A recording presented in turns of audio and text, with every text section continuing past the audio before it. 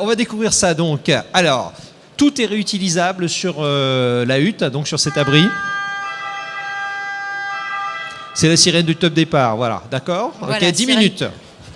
Donc le capot devient une table basse. Sous ce capot, vous pouvez voir qu'il y a un tuyau qui va servir à être branché sur le gonfleur. Alors, on a une batterie à l'intérieur. Vous avez une batterie, un gonfleur. Tout est intégré. Tout est dedans. On est vraiment autonome, hein, donc pas besoin de secteur. Au cas où, hein, s'il y en a, on peut l'utiliser.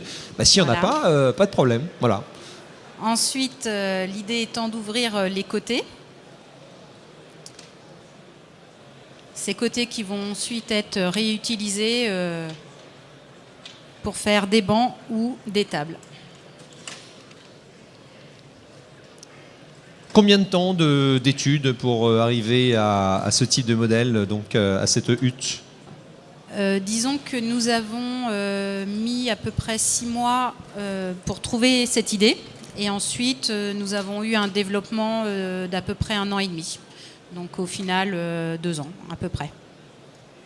Et comment Hutchinson en fait s'est rendu sur ce terrain-là en quelque sorte? C'est vrai que c'était une réelle demande. Vous avez eu des professionnels qui vous ont demandé ce type de module? Disons que nous n'avons pas fonctionné à la demande. Nous avons surtout voulu à la base tester une méthode d'innovation. Cette méthode est basée justement sur l'observation des usages. Donc pour cela, nous sommes allés observer sur des exercices de sécurité civile, fait un certain nombre d'interviews d'experts, donc aussi bien des pompiers, des militaires, des gens du SAMU, des gens des associations de protection civile, des gens de la CUMP. Et à partir de là, nous avons fait un premier constat, comme quoi il existait des tentes toutes simples ou des tentes complètes mais qui nécessitaient une logistique assez lourde avec un groupe électrogène, du mobilier en parallèle, des lampes, de l'eau, etc. Et on s'est rendu compte que l'entre-deux n'existait pas. Donc comme ça est venue l'idée d'un tout en un autonome en énergie. On s'est rendu compte aussi que souvent dans l'urgence, il pouvait y avoir des oublis. Donc l'intérêt du tout en un nous est paru comme une évidence. Voilà, donc on doit intervenir, on prend l'abri, on prend le module et c'est parti, hein, donc pour intervenir sur le terrain. Alors j'ai une question quand même, Loïc et Sébastien connaissent parfaitement les gestes, hein, parce que c'est pas leur première à mon avis. Si on n'a pas du tout eu l'occasion de déployer cet abri, la hutte, est-ce que facilement on retrouve ces marques, en tout cas, est-ce qu'on arrive facilement à l'ouvrir? Oui, tout à fait. Cet équipement ne nécessite pas de formation particulière. Sachant que nous fournissons une notice, il suffit de la lire une fois et après ça se passe très bien. Je crois que tout est fait en sorte justement pour qu'on ait sous la main finalement les éléments. Il n'y a pas à réfléchir justement dans ce type de situation d'urgence. L'idée étant justement de pouvoir se concentrer sur l'efficacité d'une réponse opérationnelle. Et là, on aperçoit le diaporama, Céline. Donc, Voilà. Alors, donc là, nous attaquons la partie la plus longue de l'installation de la hutte. Donc, la tente va mettre 3-4 minutes à se gonfler. C'est vraiment la partie la plus longue. Le reste étant que de l'aménagement et de la personnalisation suivant le cas d'application. Pour l'instant, 4 minutes de passer. Alors, la structure, les boudins donc, sont reliés entre eux. Il n'y a pas besoin de déplacer le compresseur? Non, pas du tout. Vous n'avez qu'un seul point de gonflage et qui gonfle les 4 boudins, sachant que vous avez des valves anti-retour qui fait que si un jour, par exemple, une personne donne un coup de couteau dans un des boudins, la structure reste quand même debout. On peut imaginer, ça peut arriver bien sûr dans les situations délicates, d'intervention. Alors, le diaporama, voilà, on va voir un petit peu la mise en situation.